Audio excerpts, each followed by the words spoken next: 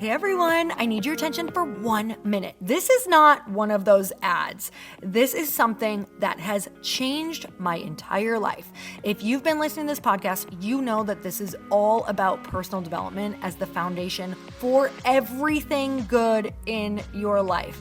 And this podcast is now sponsored by Growth Day, which is the world's first all-in-one personal development app. I mean, oh my gosh, can you imagine having everything all in one place that you need to create the life that you want? Now you can. So if you've been struggling with your motivation, your mood, your productivity, or your purpose, you have to check this out.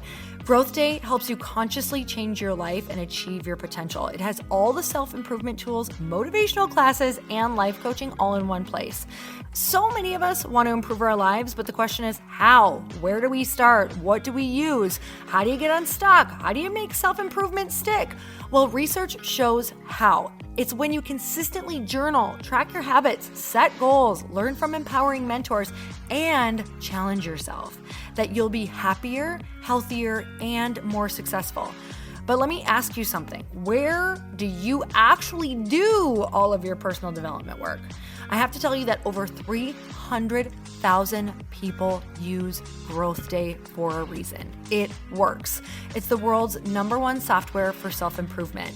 Growth Day has an amazing mindset journal that I absolutely love, a habit tracker, and a goal-setting system. In fact, I bet if you went to my stories this week, you probably saw me using the journaling app and telling you to do it too, because it's the first time that journaling has ever actually stuck consistently in my life because of this app.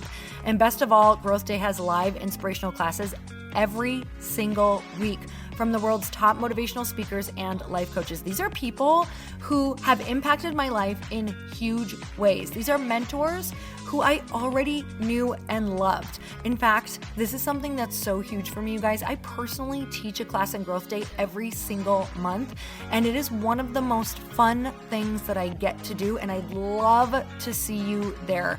These classes will truly shift your life. There's always something new that you will learn. So join me and 300,000 achievers growing our lives with actual real intention. Visit growthday.com/Lori for a free trial. Yes, you can try this for free. So go to growthday.com/Lori and go live your best life. You guys, that's growthday.com/Lori. And I can't wait to see you there.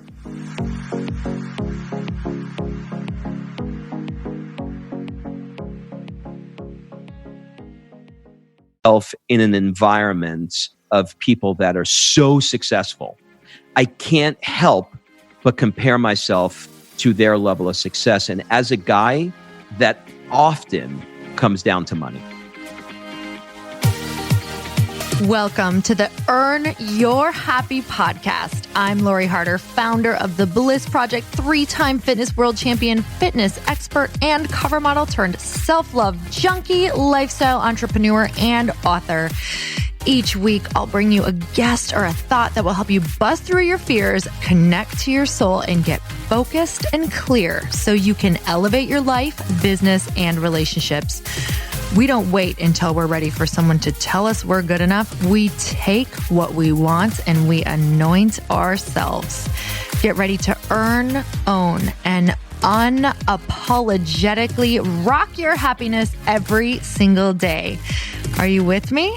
Here we go. Welcome back to the show. Today is a really special show for me because it's somebody who is near and dear to my heart, who's had a massive impact on my life, who has really helped me think bigger, think differently, and truly someone who I value. And I've had some of the most beautiful, valuable conversations with. And to me, if you know me, like conversations, words of affirmation, really getting to sit belly to belly with someone is probably, it's just like my happy place. So today I have one of my dear friends, Rob Murgatroyd, on, and truly he and his wife have played such a big role in Chris and I's lives. And we have loved being able to get to know them, to travel with them, to have these epic life experiences with them. So a little bit about Rob. We actually go pretty far back. I think we were tracing it back on this podcast to like 10 plus years, way back, basically to the beginning of my career as well. And being able to just learn so much that I haven't even gotten to know about Rob through this podcast for me was so much fun and so enlightening. And he has such a beautiful view on life that I know is also going to crack you wide open. He shares a lot about his story on here too, which I think is going to give you just such a beautiful perspective on where he came from and exactly what his zone of genius is now and why it's so important to him to really create these experiences for people.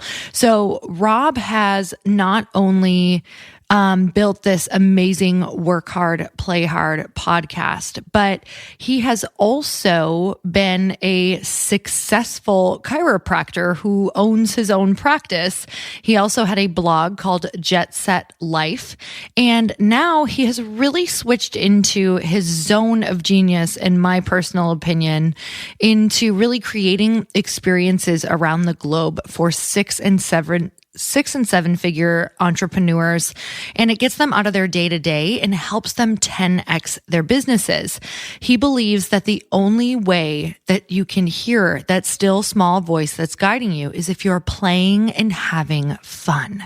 And that's really what he is fully focused on now, is the work hard, play hard balance and point of view in your life. And he is really disrupting the entrepreneurial space, saying you need to play and experience just as much as you work. And that is not only going to fulfill you, but it's going to expand your vision. It's going to expand what's possible. So you guys, we not only talk about this, but we talk about his mastermind, his perspective on life, the different things that he has created just because he has pivoted and gone in the direction that his soul was calling him, despite being completely scared out of his mind. And truly, we're going to show you in this podcast why it is so important to follow your soul, follow the whispers, surround yourself with amazing people, and above all else, to make sure that you are playing, experiencing, and having fun with epic people. So let's get started. Rob, I'm so excited to have you sitting in front of me on the podcast. I mean, technically, you're not really, you're on Zoom, but well, I am virtually sitting in front of you. Virtually sitting in front of me. But you know what? You have this amazing setup and microphone, which we have now tweaked to make it sound amazing. Well, on my end too, that it sounds like we're sitting next to each other. Let me tell you, I mean, like this was like Abbey Road. I feel like we're in London at the Beatles, in Abbey Road Studios and the Beatles. Hopefully this audio is perfect. This audio is perfection right now. And from someone who I can maybe say, would you categorize yourself as a semi-perfectionist? Yeah. Or yeah, like a 100%, yes, perfectionist. Yeah, I am a perfectionist. In fact, I'm sitting here a little uncomfortable. You know why? Why? Because my 4-year-old last night started to cry because she wanted to paint my toenails. So I have red painted toenails right now, and I'm going to show you, and I'm feeling really, really uncomfortable. So I got to let this out. So hold on. Has she? Let's see. You guys, they are in fact red, and I can tell that she might have a future in painting. So she did a good job. I'm glad I got that out. Okay. So that's Sophia. How old is Sophia now? Sophia is 4 years old. Okay, and I want to talk about this too. And I rarely ever talk about age, but number one, you look like you don't age. Maybe that's because you have great hair. For those of you who don't know, go look them up on Instagram right now. I literally am still trying to solve the mystery of the great hair. But you had Sophia when you were how old? Well, I am 52 years old now, so 48. I love that because you know what? Yeah. You know what question I get asked all the time is, do people talk to you all the time about not having children yet? And how do you deal with it? Because there's so many women now, right? And so many couples who kind of want to do business for a while first, but they're getting a lot of pressure from people to have children earlier on. But I think a lot of those people, and they're letting me know, like a lot of them are from, Midwest or middle of the country or things like that. But having children later, what do you think is the benefit to maybe a pro and a con? Well, here's the easiest way to answer this, because I have two. I have a 20-year-old daughter and a 4-year-old daughter. So I've got the perspective of having the contrast between both. And if I'm completely honest with you, I did not see what I should have seen with my older daughter much younger. So, for example, I remember there was a time where my wife, said to me when Demi was a teenager, she said, she's smoking pot, right? And I said, Kim, you're just being hard on her. She's like, no, she's smoking pot. Couldn't take it anymore. And I said, you know what? We're going to check it out. I had one of those days and we went to Walmart and we got a little test kit, and Kim went in the bathroom. She peed in the cup and it came back positive for THC. And it was in that moment where I knew that I had daddy blinders on, that all I saw were these little pigtails and I couldn't see anything else. So to answer your question, with my 4-year-old, I still see the pigtails, but I am very well aware that those teenage years are coming. How do you feel about that? Prepared. Oh, I love that answer. And why do you think you feel prepared? Because I've already been through it and I've made the mistakes, and I can see where, it's kind of like if you've ever built a house, the second one is always better than the first one. Yeah. And I just feel like I have a better handle on the BS, the truth. And when she's telling a story, when she's not telling a story, and my bias as a dad, because it's very easy, same-sex parents are where the headbutting comes in, fathers and sons and daughters and moms. But you have the opposite that happens with opposite sex parents. You tend to coddle them. So in this particular case, I'm not going to let that happen, because the coddling comes natural. But I've realized that my job is to not be her friend. My job is to be her parent and to raise her, not be her friend. And I confuse that with the first child. Why do you think you confuse that with the first child? This is coming from someone who does not have kids yet. So I'm super curious, because you just wanted to be cool dad, or you want to be their friend, or you think that maybe is it opposite of how you were parented? All of the above, but mostly the last one that you just mentioned. I had a really difficult upbringing, and so I did not want that for my kid. So for me, it was about how big can I get the house? How great can I make the car? How, like for her, I don't know, 7th or 8th birthday, I got her a stretch limo out with her friends. I was like, and a lot of it was me trying to overdo what I didn't get done. And in many ways, it's very easy to create a Paris Hilton if you're not careful. What do you think shaped you, Rob? What are some defining moments in your life that you look back and how you can kind of look at your lifeline growing up and you have these markers that stand out? What are let's just grab 2 of them that you feel really shaped the way that you think right now? From a child to an adult, you mean? Yeah, let's just say 0 to 18. I was raised by an alcoholic dad. Used physically a lot when I was a kid. Me and my 2 other brothers lived in effectively tenement housing in Queens in New York. All 3 of us were in a bedroom. Our bicycles were hanging on the wall. Wow. We had no space. My parents were constantly fighting and arguing. And all I wanted to do was to get out of that situation. So there wasn't per se a defining moment, but there was an environment that I just needed to be out of. So I sought, I don't know what the word is there, sought refuge in personal development. And so I did my first Tony Robbins event in 1984. Wow. And from that time, I just dove in to do everything that I could to get out of that environment. I would say that was the single most defining moment of my childhood. Not moment, but time in my life. It just kept getting worse and worse and worse. Okay, 2 questions from that.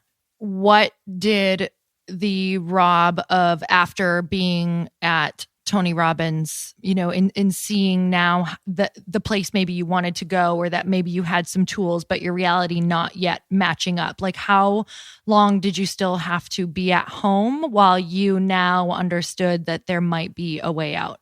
Such a great question. I probably spent 4 more years from the time that I did my first Tony Robbins seminar in the house. And there was a lot of putting on I'll date myself here, the Sony Walkman headphones with the cassette tape. Yep.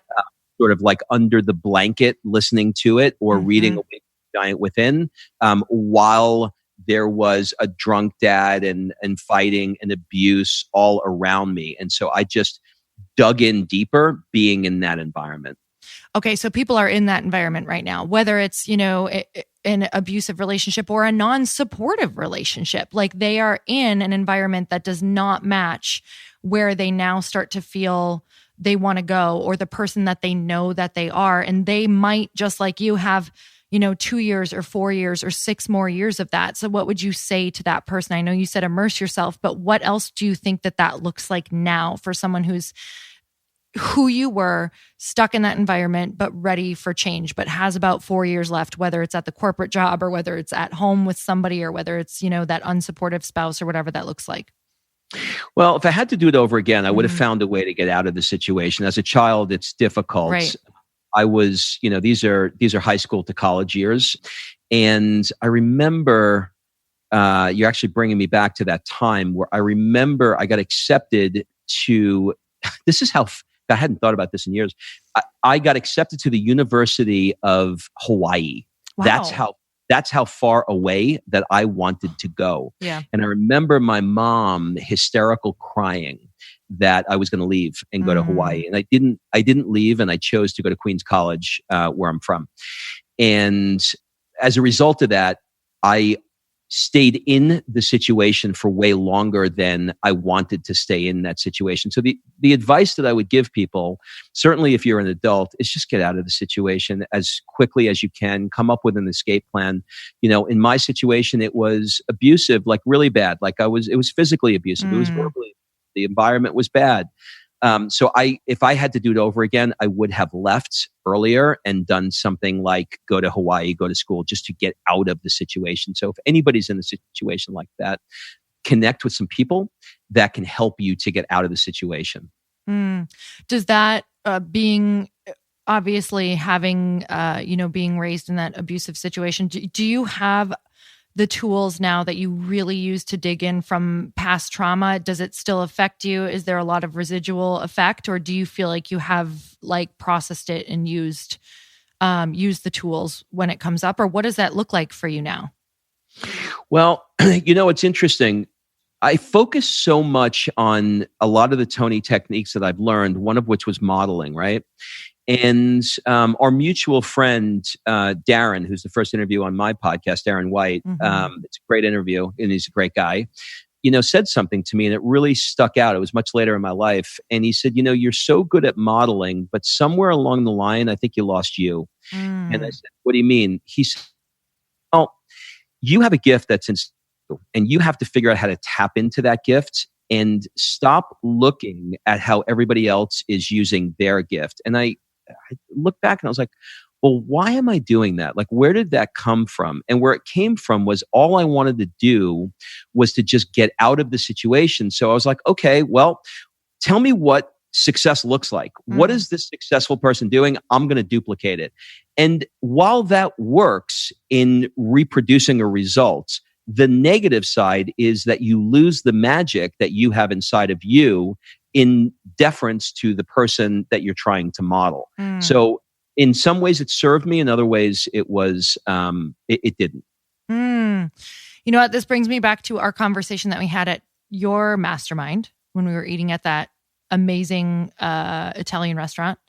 Yep. And we were just kind of talking about how you do ask a lot. You ask a lot of other people for their opinions. And do you like this? Do you like how this looks or how this would process? And when I say looks, I don't mean how you look, but maybe we could get into that too. I'm just kidding. But, but really always asking, like, is this something that you would like? And so often when I talk to you, I'm like, oh my God, you are so wise. Why don't you just go with what you want to go with? So does that still come up for you a lot now? Lori, it is a giant struggle. And I have you in my ear when I talked about doing this mastermind, where you said, look, we're paying you because we don't know. We're paying you for your judgment, for your ideas, for you to trust your gut. So trust it. And it is one of the biggest struggles I have. So it does not come naturally for me to just say, this is what it is, let's do it.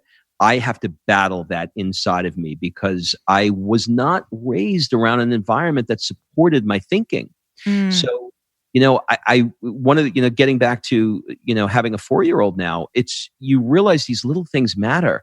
Like, being able to, like, now I'll look at Sophia and I'll go, well, what do you think? And I want to hear her answer for what she thinks instead of telling her what I think. So I'm a work in progress. God's not done with me yet. Aren't we all?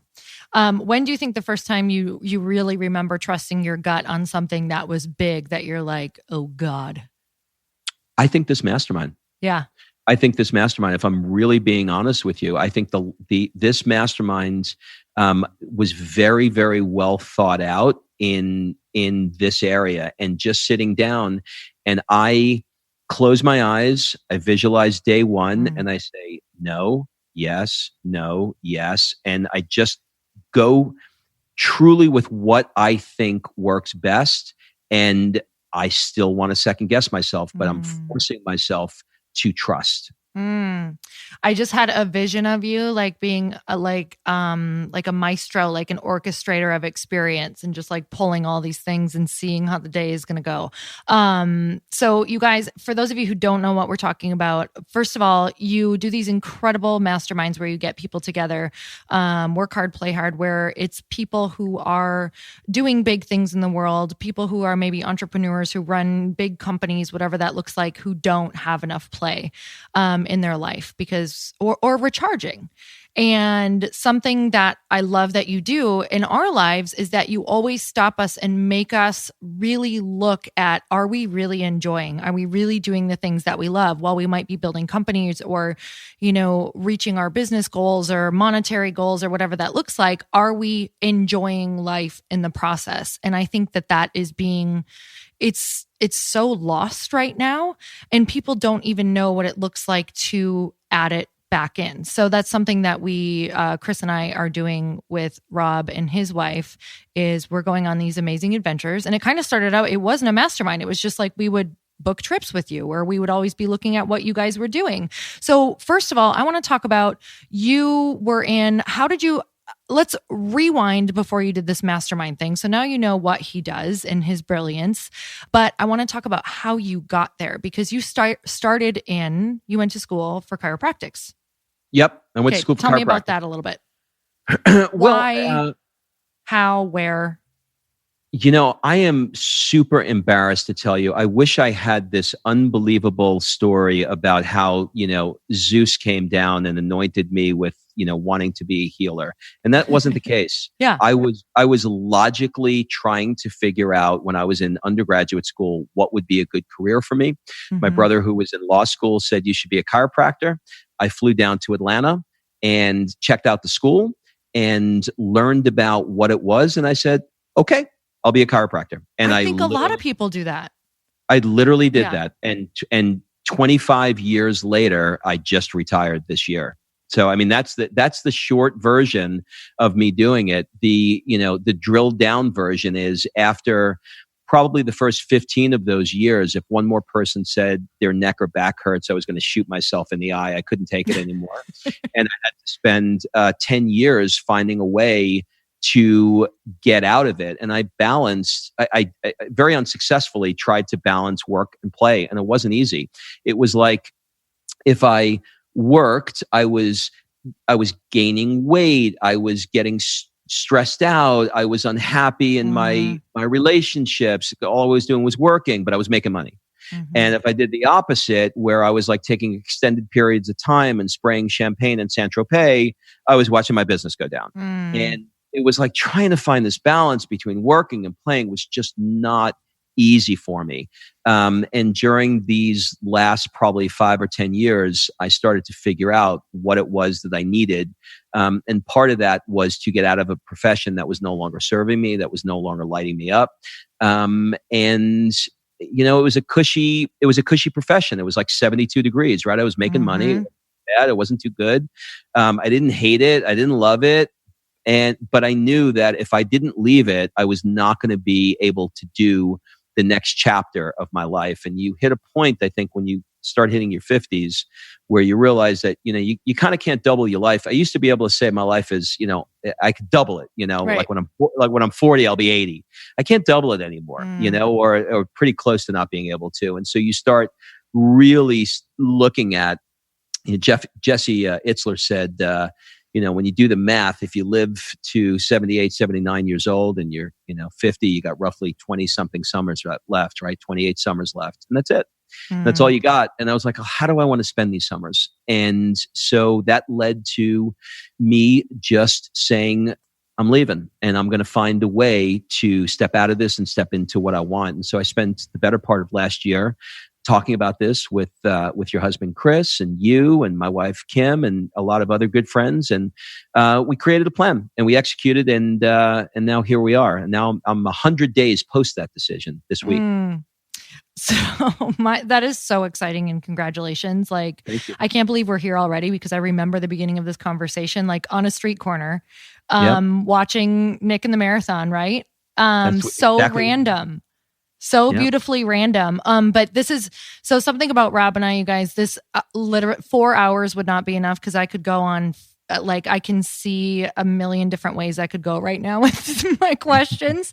But number one, I want to ask, I think it's so funny how you're doing something to help get people in alignment and you feel so out of alignment. And also just I want to know, out of all of the people that you saw, being in chiropractics, were you able to ever step back and be like, this is not the problem, or what you're doing is not the problem? Did you ever, looking at what you do now, do you think the problem was them not either being in alignment with their truth or their life or following what they want? Or did you see problems like that obviously were so much not related to their body necessarily? You know what I'm saying? You're talking about from the patient's perspective? Yes, patient's perspective. Mm-hmm. Oh, that was the hardest part of the whole thing, because yes, they came to me for chiropractic care, but there were so many other things going on. I mean, when you're dealing with somebody that's 200 pounds overweight, or you're dealing with somebody that's not exercising or not meditating, there's a million different ways. But, compliance is the hardest part of what anybody does. When somebody buys your program, that you've got the greatest thing in the world, but if they don't do it, they're not going to get the results. Or they come to the bliss habit. If they don't do it, they don't take. So it's the same thing with a chiropractor. And so you really do start to turn a blind eye to it. And you say, look, they're not going to do it. They're not going to follow the recommendations. So give them what they want. They're paying you to help them get out of pain, and you can have a conversation with them. But I would say 1 out of 50 will actually do what you suggest. And that is a very good question. And that was absolutely one of the frustrations. So do you feel, it's so interesting, because I kind of feel like you are a healer in what you're doing now, because you really are trying to align people's life. Do you believe that if people are happy and they're recharging, that it's going to massively affect, their health, their business, and their relationships? Why did you want to do this mastermind? When you laugh at it, I love to laugh with you. You just make me laugh. And when we laugh at a deep level where there's snot coming out of your nose, you know how you can't describe that feeling? Yeah. That's what this feels like for me. It feels so deep and so fulfilling. And I don't know, man. It's the Italians, I spent a lot of time in Italy. The Italians have la dolce vita, right? They call it the sweet life. The French have joie de vivre, the same version of that. But in the US, we have happy hour. You know what? Can we name it something different so it sounds at least cooler? You know what I mean? We just don't have that. And I don't know. I've realized that inspired ideas come from inspired surroundings. And every time I'm in some inspired surrounding, like if we're together in Greece or, or somewhere cool, it's just, that's where the ideas come from. That's where the connection, that's where the fun comes from. So I just really connect to that. And so, yeah, that does feel like a healing for me. Okay. So random, but I love learning stuff like this. And I just want to hear your perspective. So I want to take a tiny quick tour with you of places that you've been. So I know that we have been to Greece together a couple times and I love it. And I love going there with you. But what have you learned from the Greek culture? Like what's something every time you go that you just drop into something and you're like, this is why I love it here? I would say that they've learned how to embrace their environment in a deep way. For example, they're just as enamored with the beauty of the sun setting over the ocean, having a glass of ouzo, a glass of wine. They believe deeply in the spiritual power of their lands, and they use that as a way to recharge. And I can just look at them, and when I go out to dinner with them, when I see them at dinner, when I connect with them, I can see that they are, when they're at the beach, they are truly enjoying the moment of that sunshine and, that sand in their feet and their friends that are around them. And they have no place to be. I can sit there and watch them playing, backgammon on the beach all day long, very, very happily. And they're not worried about making more money. There's a time for that and it's going to happen. But they've figured out how to truly embrace their environments. And that's not so easy to do, I think, as an American. I love that you said that because truly that's how when I'm there, I am so present. I think, and I believe it's because I'm dropping into where they're all at. Yeah. I mean, our best ideas never come from, if you look at the opposite, our best ideas never come from sitting in front of a computer or an iPhone. They come when we're inspired by all of the things that are around us. And that's why I think it's so important to have your surroundings support you. And, I get different things from different places. If you want to use a different example, Italy, I get a lot of things from that are different. Like they embrace family and food and fashion.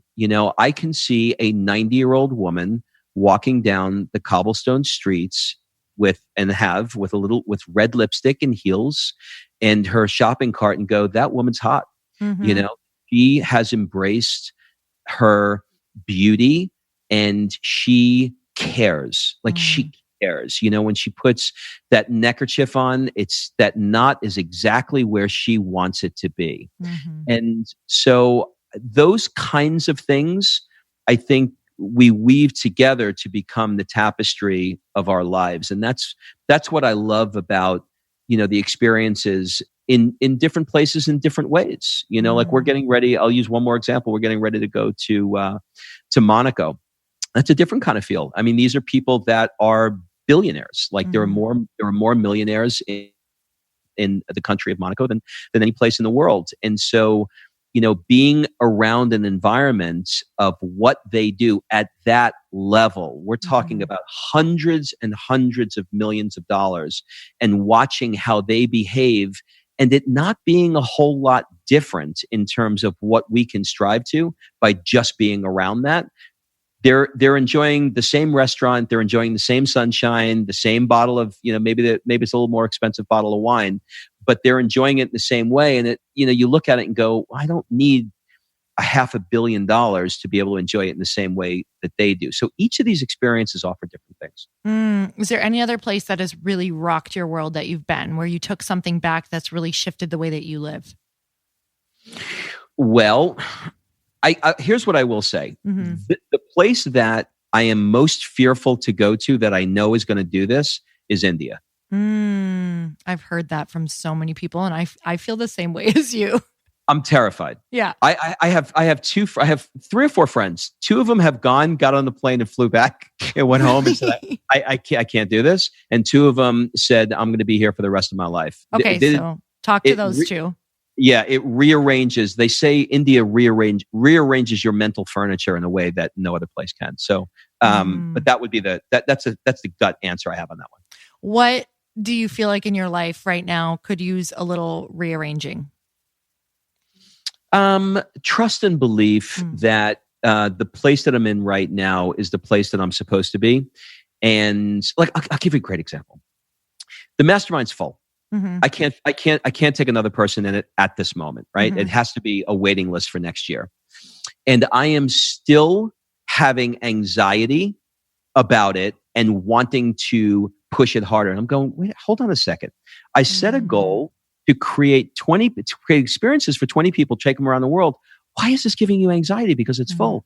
Enjoy it. Enjoy this process and make it amazing. But there's this side of me that wants to just keep going and say, okay, well, what's next? And what's next? And what's next? And so the struggle for me is being able to just enjoy right where I am right now. That's number one. And number two is my wife is putting me outside of my box. And in 60 days, we are going to spend 4 months living in Europe and traveling around from one country to the other. And I'm a certainty guy, man. I need my hair products. I need, I need to know that this desk and this cup is going to be right here, and that I got systems, Lori. Yeah, I got rituals. You know what I mean? Like like my coffee goes off at 6:59, and I got my stuff. And this is all going to change because we are traveling to Monaco, Mykonos, Montenegro, Dubrovnik, Rome, Lecce, Florence, and ending in Lake Como. That's a lot. So where do you think that's coming from? Like, is that a safety thing from your childhood of like not ever, so this is me just randomly spouting off, but like maybe not ever feeling safe, or that, you're always, where do you think, if you could really pinpoint, like why the need for such certainty outside of, obviously it's a human need, but Well, yes, it is a human need, but like all of those human needs, right? There's a flip side to it, which is uncertainty, right? You got to have as much uncertainty as certainty, right? Yeah. If you, Tony uses the example of getting a present. Like, you don't want to know what's in the present. You want to be like, what is in the present, right? The uncertainty side of it. But I know where it comes from because I've spent a lot of years trying to figure it out. It comes from being raised in chaos. And when you're around massive uncertainty, all I want to do is come home and straighten out my desk. I want to make sure that there's nothing on my desk and that everything is in order and that everything is predictable. Because when you're around an environment that is unpredictable, unpredictability and uncertainty to me is terror. When I was sitting home, my dad was a truck driver and he'd get home from work around 4:00. And if you could think like Donnie Brasco, like Brooklyn, like that kind of vibe, he was an oil truck driver. He'd come home and he'd go into the bar and he would drink from 3:00 in the afternoon until about 5:00 in the afternoon. And I never knew when he came home how drunk he would be and how much abuse I would get. And so I lived in absolute uncertainty. So now I strive. I want the predictability and the certainty. But like I used in the earlier example, it's no longer serving me. And I need to be able to know I'm safe. I'm going to be in a very nice Airbnb in Rome. It's going to be amazing. I'm going to have a glass of champagne and it's going to be awesome. And I have to be willing to be open to the surprises that are going to come in my day as I walk through the streets of Rome. It's so crazy because I'm the same way to an extent for sure. And looking back throughout my life and also just through all the different stories that you tell and who you are in your life, like a lot of that is because of the uncertain times, obviously, because we don't really have these great stories like, I, was at home and I did my rituals and had a normal day again. Like it's from all of the different things that you encounter, especially on travels, like leaving room for the magic. So this is something that has been such a huge theme for me because my events or like different speaking engagements and things like that, I always want to over prepare. And it's funny because I coach with Christine Hassler and When I typically use my coaching appointments for her before big things that I want to feel certain about. And I want to over prepare. I want to know exactly what's happening. And she's like, you got to leave room for the magic. Like you can't plan everything, because if you do, you're not actually leaving space. And I think about this even with like my events and, your mastermind and so many different things. Like if we don't actually leave blank space, I think of that at Bliss too. Like I leave space where I'm like, I actually don't know what's going to happen here now. And it's been quite crazy because the coolest things happen. Like this last Bliss project, I made up a exercise in the middle of the event that I didn't even know if it was going to work, and it was magical. But if I would have planned to death, it wouldn't have been what it was. And it's like every time I do that, I'm totally shocked. So is there something in your life that you are going to like commit? Because it's a commitment. It's like a commitment to leave space for the uncertainty, which maybe we need to switch that word to magic. Go ahead. Yeah, I mean, it's such a great point. There's so much of a struggle that's around doing that I think we take it in baby steps. I remember I was on stage with David. What is the guy in our network marketing? David Wood. David Wood. I was on stage with him, and he wanted Kim and I to speak, and I was like, "What are we going to do?" He's like, "I don't know." I was like, Dave, there's 5,000 people in this room. He said, we'll just see how it goes. I'm like, you don't understand. There's no seeing how anything is going. I'm meeting you 3 hours before we go on stage. There's going to be a whiteboard and bullets. And like he's like, no, that's not how I work. And so, I walked on stage in a pile of sweat, and it wound up being the best time I've ever had. There's a freedom in it. And that I still get people that say, "Hey, I saw you on stage that time. It changed my life." There is a magic in it, and I think it's like anything else. It's a muscle we have to develop, and it's a skill that we have to work. And some things come natural to me, but that's not one of them. But I am, because now I have a lot more time in my life than I had when I was working full time. So I have the ability and the bandwidth to be able to allow things to unfold in a much more organic way.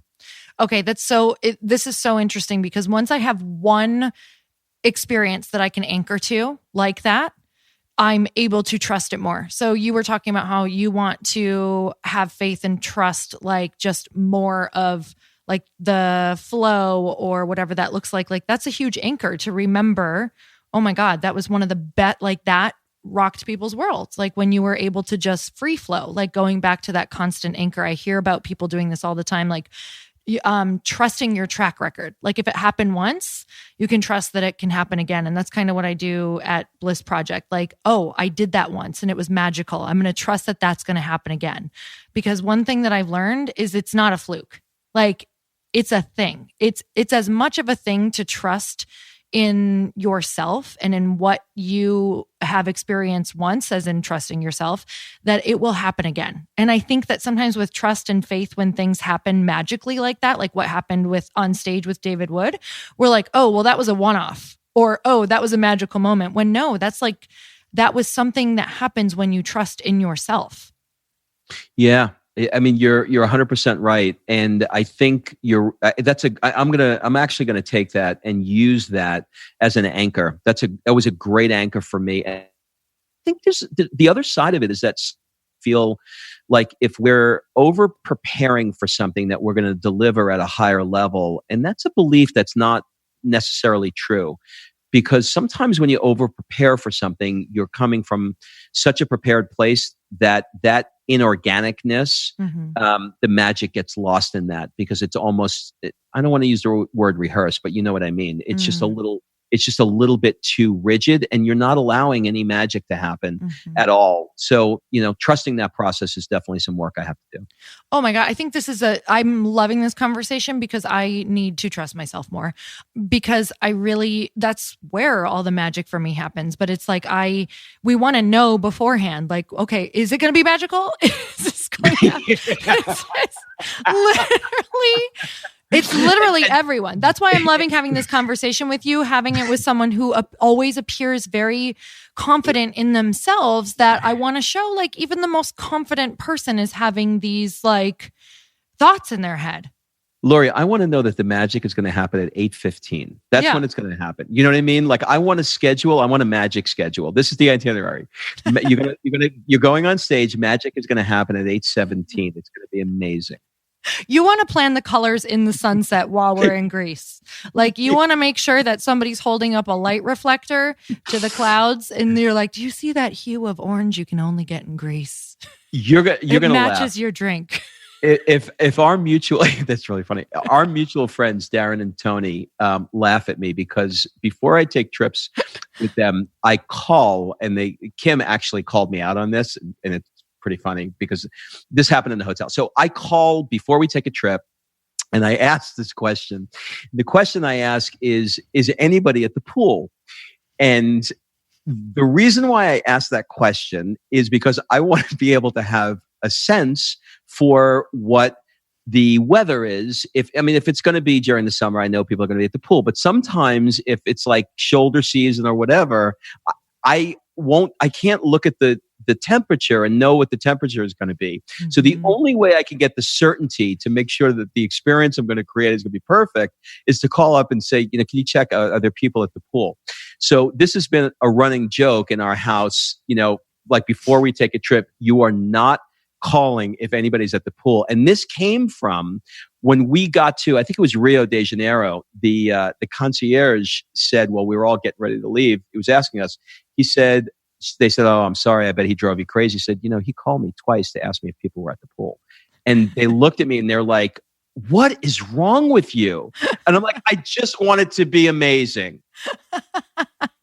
Hey, so now so now everybody knows what to ask when they're traveling. Excuse me. Is anybody at the pool? Is anybody there right now?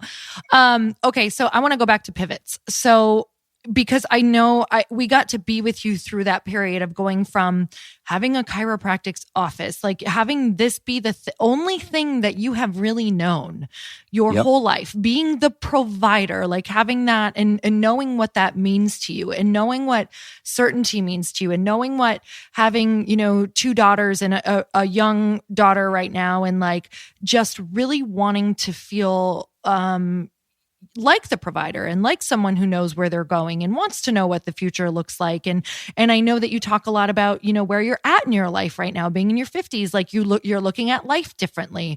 And you decided to do a giant pivot. And I know we touched on a bit about, you were like, okay, well, I'm no longer at this point where you're just realizing that there's not a ton of time left to do what you want. And there is, Rob. I made that sound really morbid. No, he's going. I feel like Fred Sanford. I feel like you've got a good year left. Coming. You're fine. Hopefully I have 10,000 miles. You've got I feel like you're going to be in your hundreds. It's going to be great. So what was that? Like there are people right now who are in their 20s who are afraid to pivot, in their 30s, in their 40s, in their 50s, in their 60s. What do you tell them? How did you know you had to? And how did you support yourself around pivoting? God, this is such a great question because there's not an easy answer. I mean, No.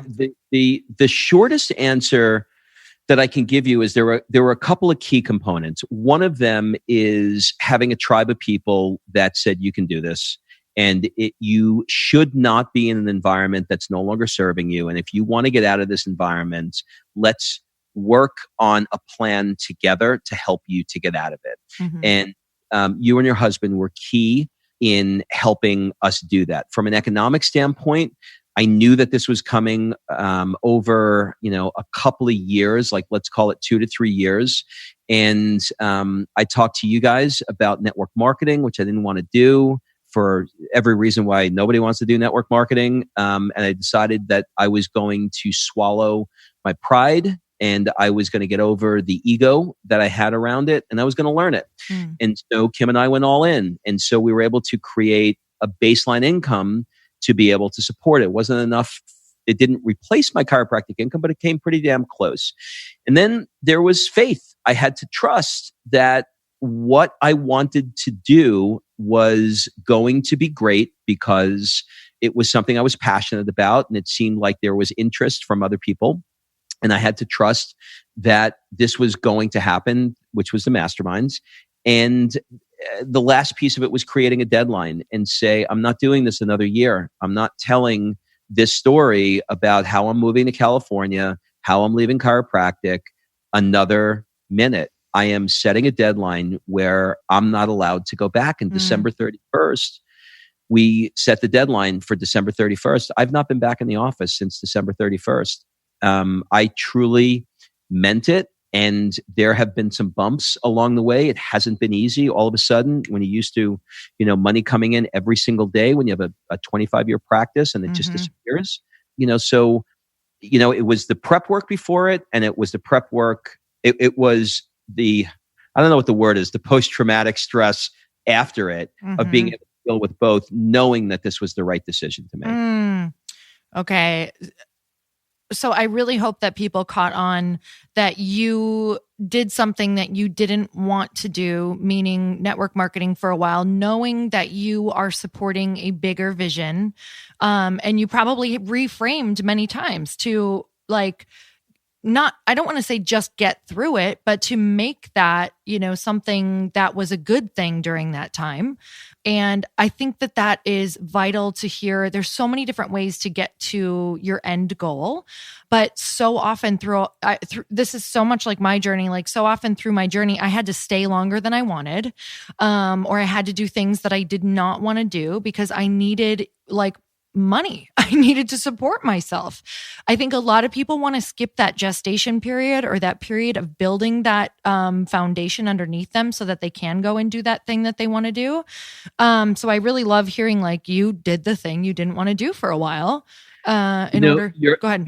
Your husband really helped me with this because it was, everybody's in different places. And as a guy, when I see all the people around me who are successful and they're buying the car that I want to be driving, they're buying the house that I really want to be in, and knowing that I am not in a place today to do those things because I made a decision that I need to set myself up for something bigger. And we had to sit down, my wife took the Amazon password away from me. She's like, you don't get to buy Amazon anymore. It's over. And it was I was spending $1,000 a month on Amazon, just for whatever. And I was like, okay, buy it. And making those decisions were difficult for my ego.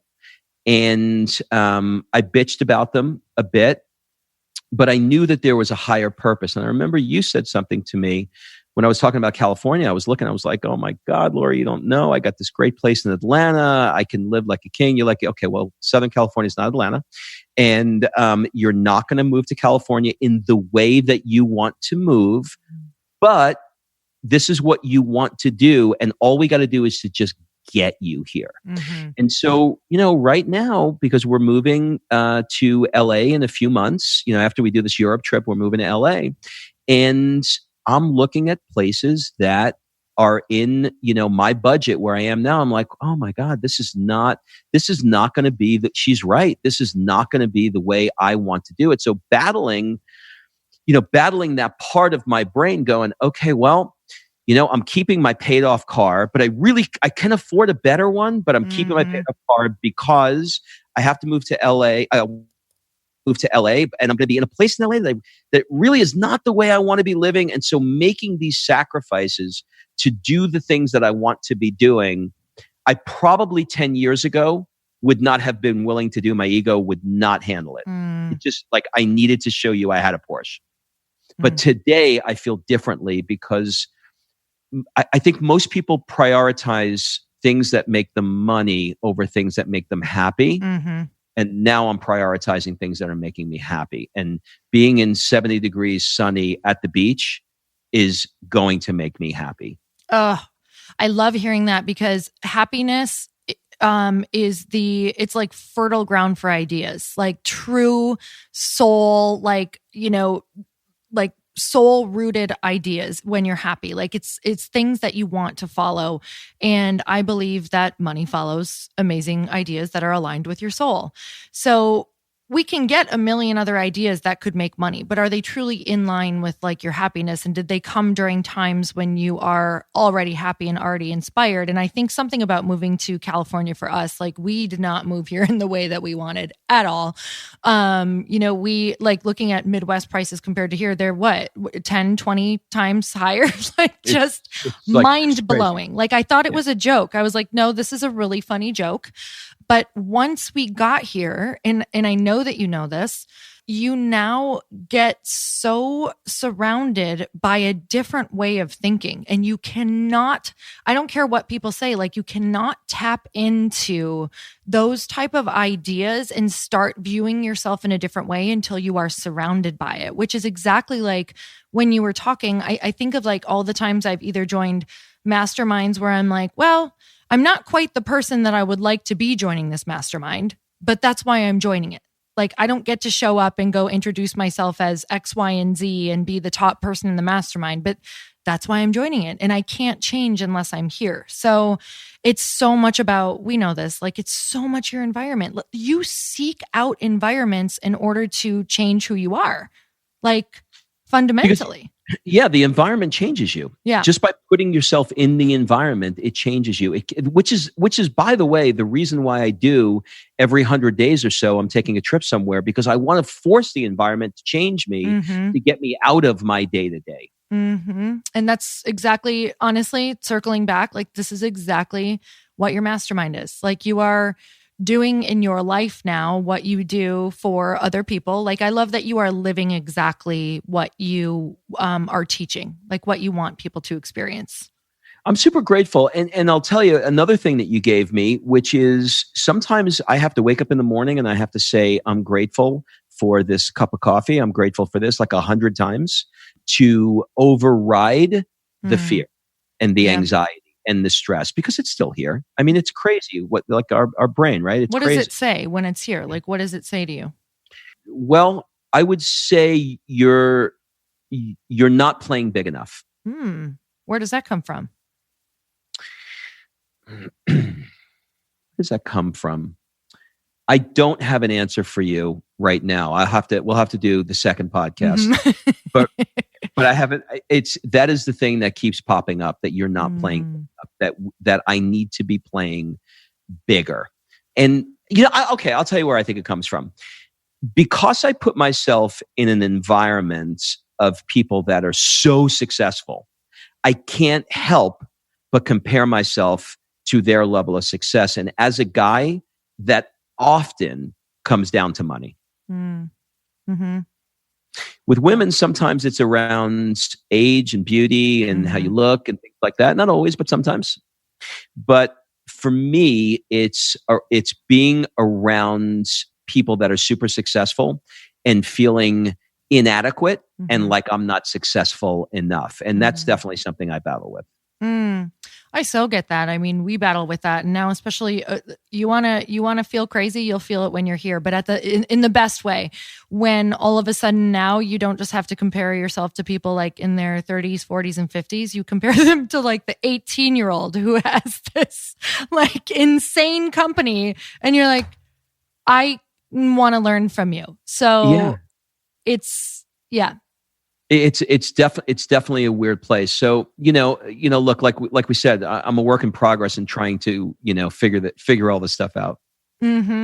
So how are you letting go of that? Like, how do you, I know that you said that you try to like get grateful by saying, I'm so grateful for what's going on right now or my family or this cup of coffee, but how do you get back to like the neutral point where you feel more powerful throughout your day or maybe, By contrast, I look at how awful things really could be. I know it sounds crazy, but when you live long enough, you've been through enough situations and stories to know how things can be. So the first thing I do is I look at contrast. Second thing I do is I look at gratitude. And then the third thing is I ask myself, what's really going on here? And sometimes what's really going on is not what I think it is. And my brain is overloaded. And so I will just go through probably 5 days a week. I don't miss journaling 3 pages every morning and just getting all of the crazy out of my head And in doing that, usually around page 2 or 3, I can identify, what's really going on. So I guess the answer is I lean into it. So if I'm feeling insecure that, somebody just bought a new Ferrari and why not me? I will sit down and journal and say, okay, Rob, he got a Ferrari, you didn't. Now, what does that mean? And so I'll just start going until I come up with something that resonates with me. And that will take the monster and make it small. So if you did get all of those things and you did get the Ferrari and you were still journaling, what does that mean? Well, in my mind, that would think that everybody thinks I'm amazing, and I'm cool and sexy and, blah, blah, blah. The story that, we all have in our head about, how we want to have ourselves look to the world, to the outside world, So the short answer to that is nothing. Isn't that funny? I'm like, and I wouldn't even know. I'd be like, oh, did you get a new car? No. Nothing. So it's always so interesting to me because I look at my motivations throughout life. And I'm kind of trying to figure out what my motivations are right now. Like you can get back to a comfortable place in your life where you're enjoying life and you're like, and then getting comfortable with not like being okay with where you're at, like letting it be okay that you're okay with where you're at. So I want to know, are you more motivated by pain or by pleasure? Pleasure. Pain is horrible to me. I hate pain. I am a pleasure guy. Some people just are super motivated by that. Like, if I feel like I'm going back to that Queen's apartments. Yeah. I start sweating. Yes, it motivates me, but not in a good way. It depresses me. Yes, it gives me fire to want to get out of it, but not in a good way. I am much more motivated to take an amazing trip or have buy an amazing piece of art that I've always wanted to buy or have an amazing experience, because when I have that experience, I want more of it. And so that being in that environment excites me. I want to be in a beautiful place with beautiful things, because I just want more of it. Not from a purely materialistic standpoint, but I feel like I'm getting the full expression of life when I'm in those environments, if that makes sense. So that makes total sense. So I was going to say, but wouldn't that, at first I was thinking, wouldn't that make you more inspired by pain by not wanting to go back to it? But technically you're using the vision of where you want to go at all times for motivating yourself. That's exactly right. Okay. That's exactly right. I want to be able to be closer. The closer it's kind of like when you're feeling a little fat or heavy, yep.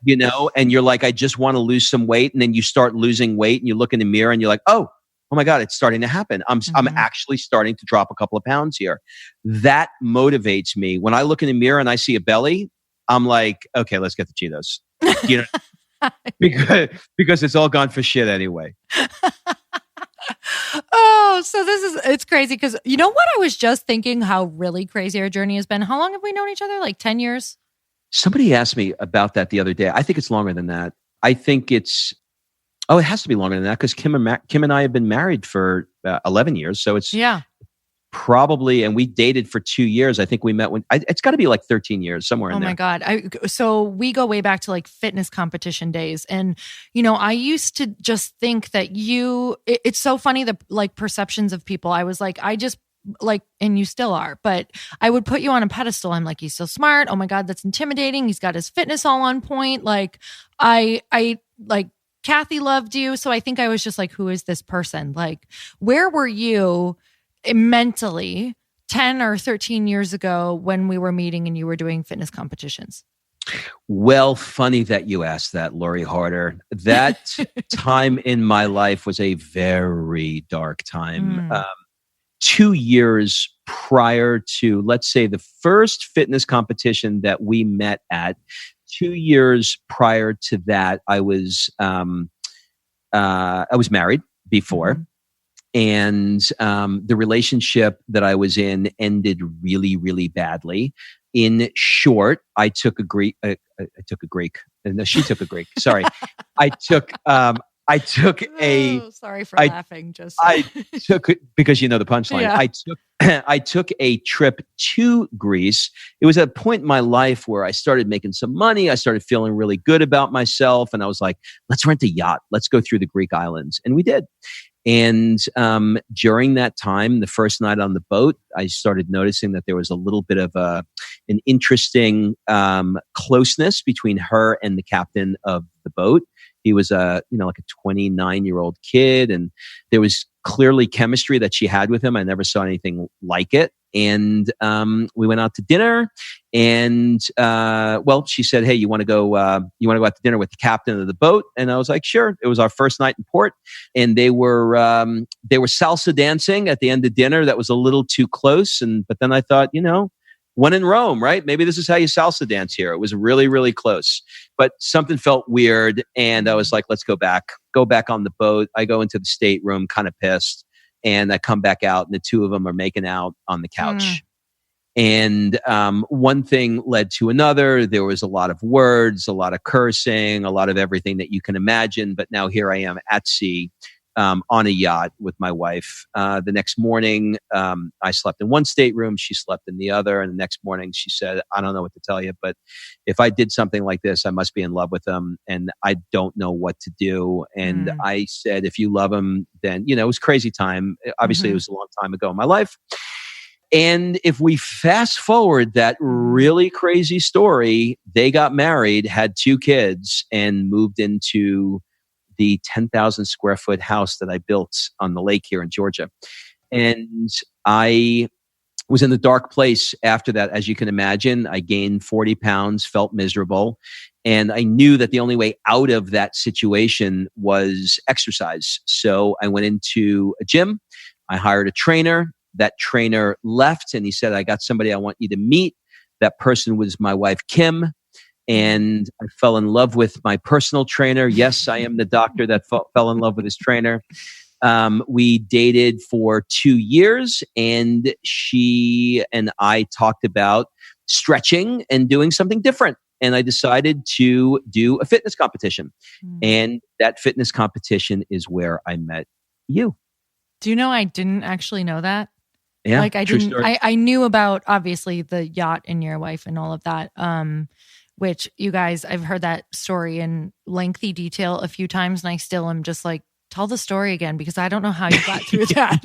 Like, I really don't know how you got through that. But you know what's crazy is Chris and I were talking yesterday about how sometimes when people, I really believe when you have a calling and you want to pursue it, like when you are someone who's taking action on pursuing really anything, I think the universe will kind of move things around for you. And sometimes it'll move things quickly. So do you feel that way looking back? Like, wow, that was really something that, moved things in a way that maybe I would not have moved things? Or do you think that moving forward, it would have been great if that didn't happen? If you would have asked me that the year this happens, Yeah. I could not give you the perspective that I can give you now. Right. But that was the best thing that ever happened in my life. And it was absolutely, the universe knew that I would have never ended that relationship ever. I am the kind of guy that would have stayed in it, committed and miserable. I would have stayed in it miserable. And we can talk for a million reasons why, but that's me, and I would have stayed in that. And the only way that relationship was going to end was by something absolutely catastrophic and crazy like that. That's the only way it would have ended. And thank God it happened. But now I am willing to hear the whispers of the universe, because I don't want to go through that again. So that's kind of what you did. So you've been hearing the whispers, and is that part of what motivated you to start what you're doing now? Because you guys, I think being with you on this journey of watching you and knowing who you are and watching you pivot and having it be so quickly, actually having it be so successful. Was that a moment that you were like, okay, that is showing me that when I have trust and faith in myself and follow this thing, like you filled a mastermind this is not a typical thing. Like, this is not a normal thing for people to be like, yes, let's all travel with strangers together to exotic places and like, let's trust Rob and connect. Like, that is clearly the universe saying, what's it going to take for you to trust yourself? So there's something else for your ammo. You're making me laugh because one of the conversations I had, I have to tell you off air, but it's with one of the girls in the mastermind. One of the guys wanted to do it. And the guy said, can you talk to my wife? And I talked to her, and she's got this hesitation about it. And she says, so like, is this like an adult trip, or like, what are we going to be? And I said, well, yeah, there's like adults. And she's like, and she's asking me, I said, can you just ask me what it is that you want to ask me? Because I don't know what it is. She goes, is it like a swinger party? And I was like, a swinger party? Where did you get that from? She goes, oh, well, I saw your video in Greece and all these beautiful people and you're all on the beach. And I was like, no, it's not a swinger party. Anyway, every time it was really funny. Really, really funny. That is really like, maybe you need to either put that on your caption. No, you don't. I don't think it comes across that way at all. But that is so hilarious. But that's the upgrade. That's the upgraded package, right? It's a VIP version. That's the VIP add-on. Like, that's like, oh, you didn't pay for this one. Sorry. Oh no, this is different. This is only for the special people. Yes.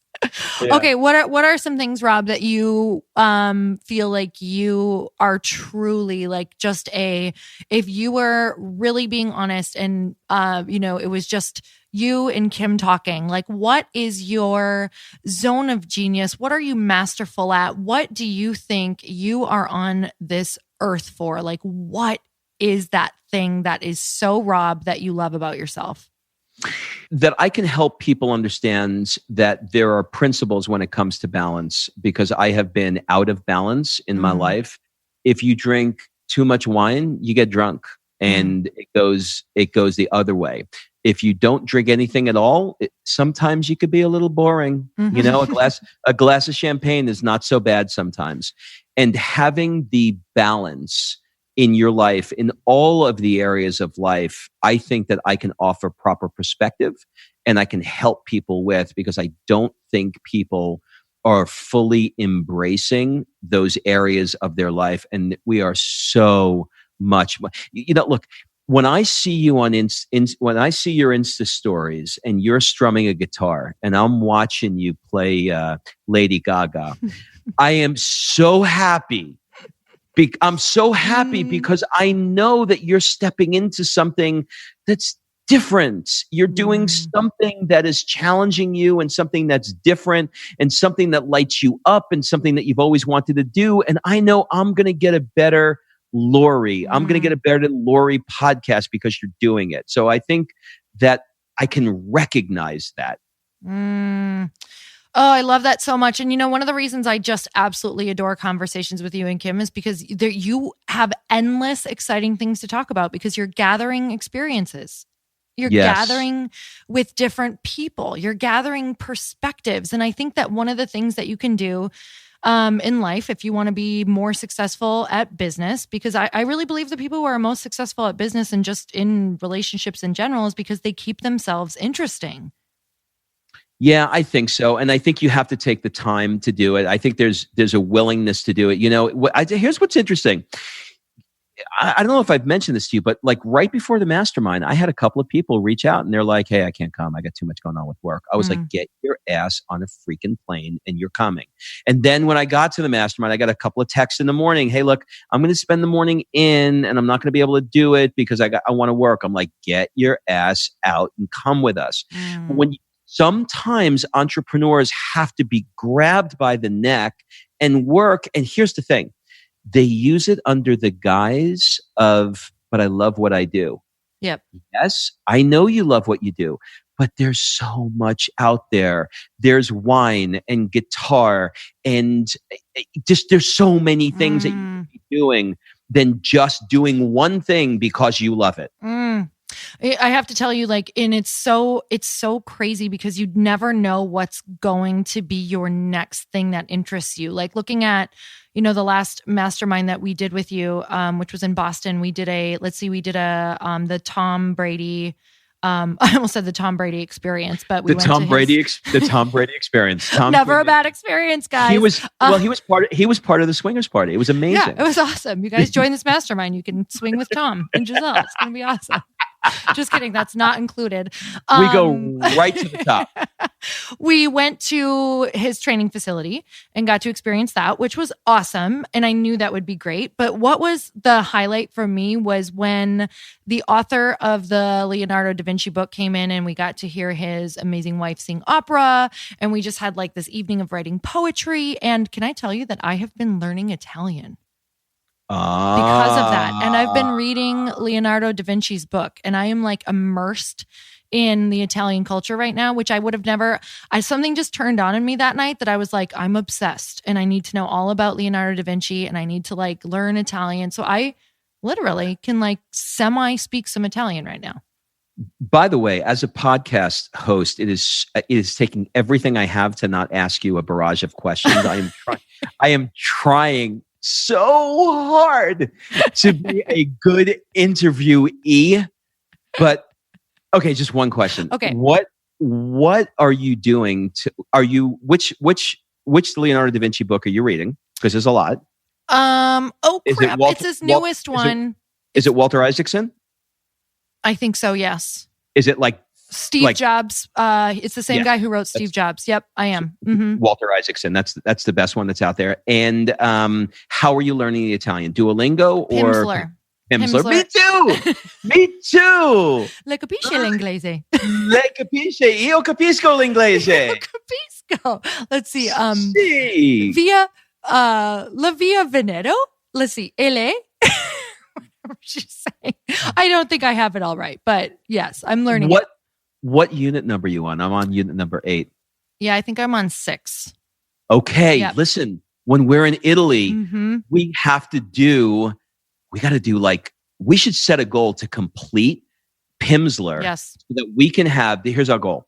We have to have a 5-minute Italian conversation. Oh my God. Okay. 5 minutes. We have to set a timer and that's going to be our standard. Okay. 5 minutes in Italy where we're going to be able to maybe we'll do it in front of the room. This will be fun. I'm remembering now. Mangiare is eat. Bere is drink. Bere. Io vorrebbe bere. Yep. See, they're learning Italian too. Okay, clearly, you guys, we can talk all day. So, Rob, I'm going to end it on a question. But first of all, I just want everyone to know where they can follow you. Where can they learn more about your mastermind, which is actually totally full right now, but maybe next year. I am on a waiting list now. We've got a few people on it. It is Work Hard, Play Hard Masterminds.com. Work Hard, Play Hard Masterminds. And it's truly been traveling with you and your wife has truly been one of the highlights of my life. So I'm so grateful for everything that you bring into our lives. Always, always. So many beautiful things. Lori, words can't express the feelings that I have for you. And if your husband were here right now, I'd kiss him too. The two of you guys are doing such amazing work out there in the world for everybody, but especially for my wife and I. We would not be where we are without you guys. Oh my God, that means everything to us. And you know True. that. So anywhere else we can find you, you have a podcast. Like he's one of the greatest podcasters, you guys. So listen to mine and his. Thank you. Yeah. Lori's one of the first ones I did. It is Work Hard, Play Hard. Okay. Work Hard, Play Hard podcast.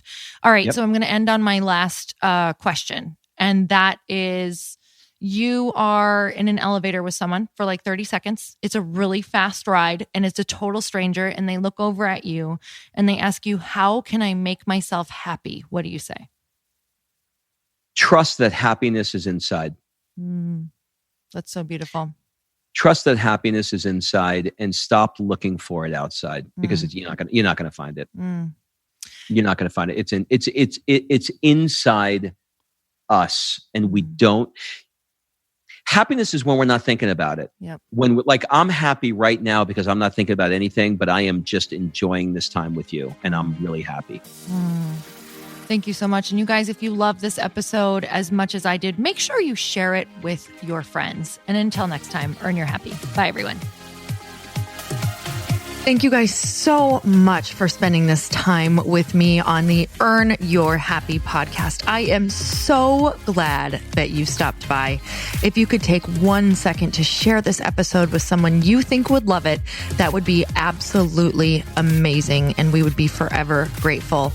Also, please leave us a review if you feel so moved by going to iTunes and leaving us an honest thought, an honest comment. Tell us what you think. Tell us what you want to hear more of. It would really help us out on our journey to helping thousands and thousands of people. Until then, don't forget to earn your happy. Thanks again, guys. Bye-bye.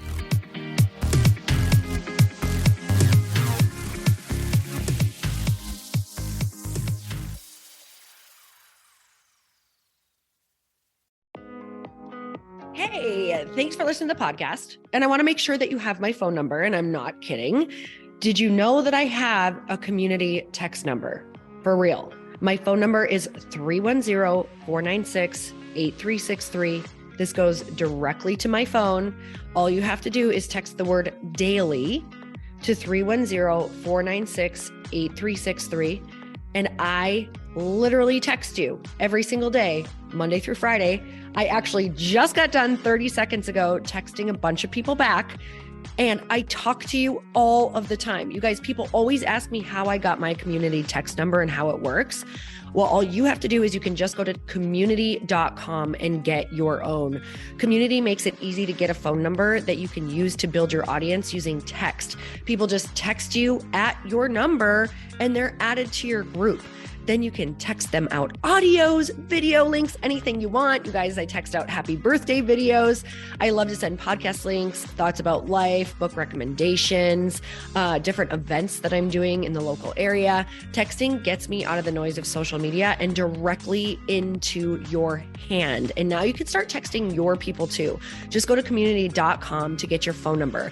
They give you a 10-digit real phone number, not those weird short codes that look like spam, but it's more than a phone number. Your new number comes with an inbox for SMS and texting. This means you can actually manage your text list from your computer and an app on your phone. You can schedule text to send at certain times and to certain groups.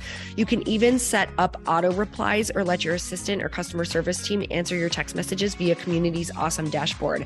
Just go to community.com and ask for a free demo. They'll show you how it works and get you your number. It's time to start texting your audience versus just posting on social media. Everyone uses Community for that. So go check them out at community.com. I can tell you it's not just great for communicating with my audience, but Chris and I use Community and our texts to also sell out our launches. I'm telling you, you get such an incredible response because you really are creating a true, deep sense of community. And it's so intimate. It's freaking amazing. Go check it out at community.com.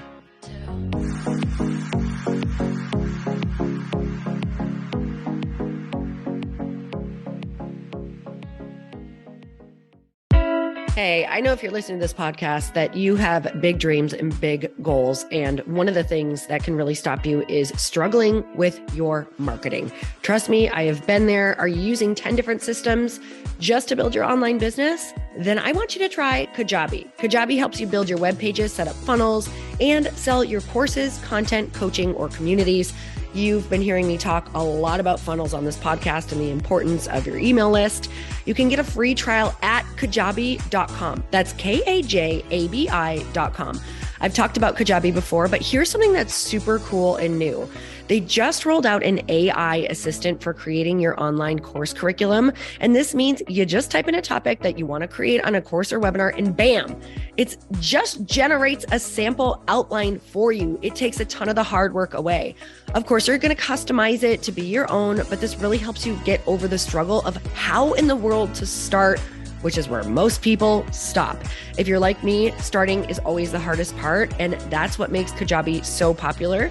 They've made it easier for creators to build web pages, build courses, build coaching programs, build membership sites, build checkout pages, and build email funnels. So if you're struggling with any of those, you got to go check it out.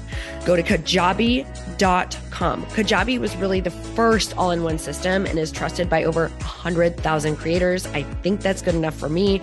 Also has influencers and marketers who use this. And now their smart AI platform makes it easy to take what you know and turn it into an online course and business.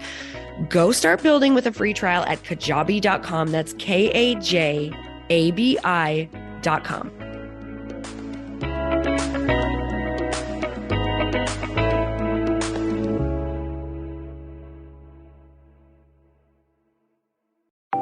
Want to know a huge secret to my success? Okay, not only my success, but just about every single person that I have interviewed on this podcast who is successful has this in common. You guys, they love to journal. They capture their life lessons and what they're grateful for. But a lot of people don't keep this up consistently. And most people do know that the research shows that journaling deepens your gratitude and increases self-awareness. But did you also know that journaling decreases stress and helps you achieve your goals faster? In fact, journaling is a huge differentiator between average performers at work and high-performing people. It leads to longer-term clarity, confidence, and success. So why don't more people journal? Why didn't I journal consistently?